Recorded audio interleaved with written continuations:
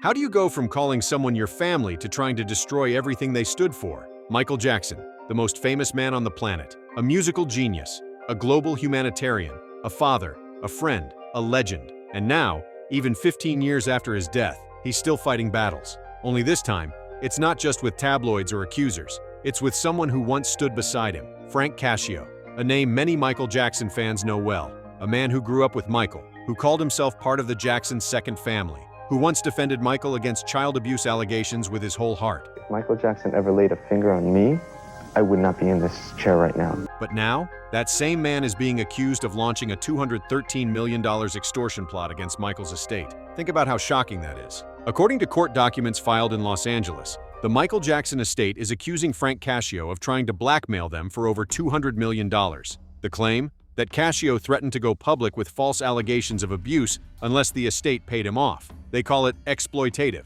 They call it false. They call it what it is, extortion. But how did we get here? Let's rewind. Frank Cascio met Michael Jackson in the 1980s as a young boy. Over time, he became one of MJ's most trusted friends. He traveled with him. He worked with him. He was part of his inner circle, someone Michael led around his children, someone he trusted like a brother. In interviews, Frank always said the same thing. Michael was innocent. He said it on Oprah, on Primetime Live, and in his own book, My Friend Michael. He said, and I quote, "All the years I was close to him, I saw nothing that raised any red flags." Michael's love for children was innocent. That's the Frank Cascio we thought we knew. But in 2020, everything began to change. Behind closed doors, according to the estate, Frank came forward with new claims, allegations, ones he never mentioned before, ones he had publicly denied for decades. And the estate, under pressure, under scrutiny, decided to settle privately. They agreed to pay Frank and his family $3.3 million, not because they believed him, but to protect Michael's children,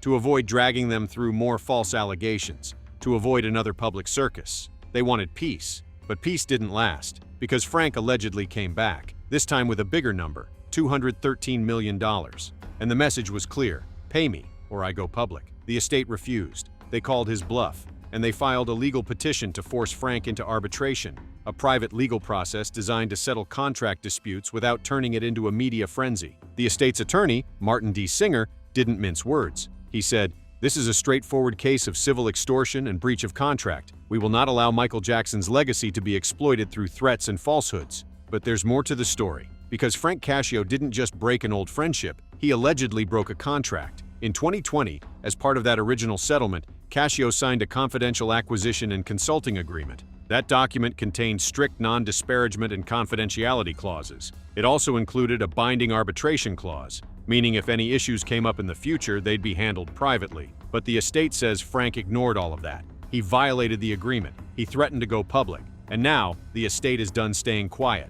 Behind the scenes, the arbitration process started in September 2024, and it's still ongoing. But while the legal battle plays out, there's even more controversy swirling around Cascio. Reports have surfaced about his private life, gambling debts, questionable behavior, and luxury dates with Instagram models. Two women, Grace Glenn and Julia Gerasi, said they were approached by men claiming Cascio owed over $200,000. Grace said, "We thought it was a joke, but it got very real, very fast." Julia added, "He didn't have Instagram or Facebook. After we FaceTimed, he ghosted us and blocked me." These stories paint a troubling picture. One of a man in financial distress, one who might be desperate enough to fabricate lies for a payout. But it's not just the estate saying that. Remember, back in 2005, Frank Cascio helped Michael Jackson beat false allegations in court. He provided receipts, witness statements. He defended Michael when few others did. And that defense helped lead to Michael's acquittal. So why turn now? Is this really about justice or about money? The estate seems to think it's the latter. In fact, they claim Frank's entire strategy began after HBO aired Leaving Neverland in 2019,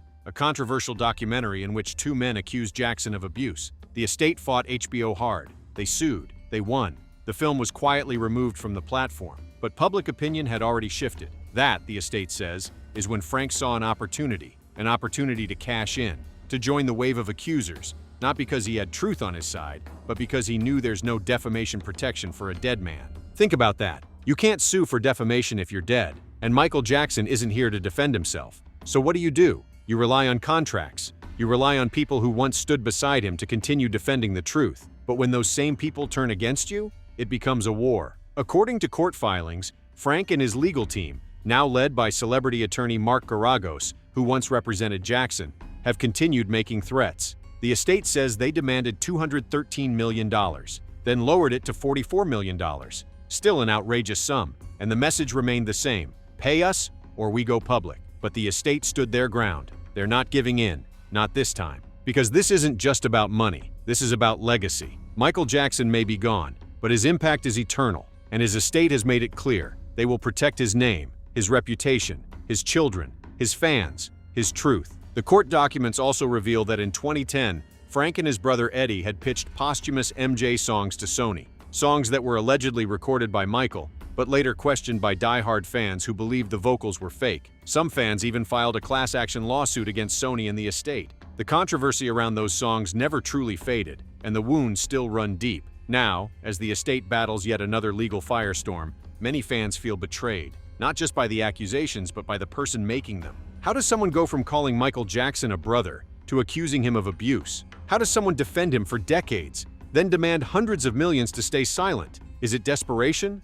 Greed? Revenge? Whatever the reason, the Jackson estate isn't backing down. Their strategy is clear: call it what it is, extortion, and fight it with everything they've got. Because at the heart of all this isn't just a legal contract or a courtroom battle. It's about defending someone who can no longer speak for himself. Michael Jackson gave the world everything: his voice, his soul, his heart. He was judged, mocked, ridiculed, accused, and still, he kept giving. Now, even in death, the fight continues. But this time, the people who loved him are fighting back, and they're making one thing crystal clear: Michael Jackson's legacy will not be sold to the highest bidder. So as this case unfolds, one question remains. Who do you believe? The man who stood by Michael Jackson for decades and now wants $213 million? Or the estate that spent over a decade protecting the legacy of one of the greatest artists in history? Let us know your thoughts in the comments. And if you believe in truth, if you believe in justice, and if you still believe in Michael Jackson, share this video, because his voice may be gone, but his truth still deserves to be heard.